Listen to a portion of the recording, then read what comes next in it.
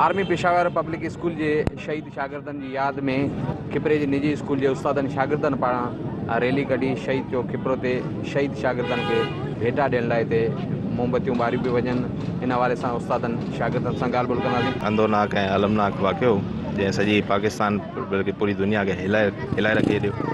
नंढा ऐं मासूम ॿार जेके पढ़ण लाइ विया हुआ वापसि उन्हनि जूं लाशूं आयूं। ईअं जो कि ॾींहं ते ॿारनि मासूम ऐं बेगुनाह ॿारनि खे शहीद कयो वियो। असीं उनजी सख़्त मज़म्मत कयूं था ऐं उन्हनि जे वालिदैन सां गॾु बराबरि उन्हनि जे ॾुख में बराबरि शरीक थियण चाहियूं था। क्योंकि याद दिलाता है जो इन दहशतगर्दों के हाथों शहीद हो चुके थे। कितनी माओं की गोद उजड़ चुकी थी। अल्लाह इन दहशतगर्दों को निस्तो व नाबूद कर दे, आमीन।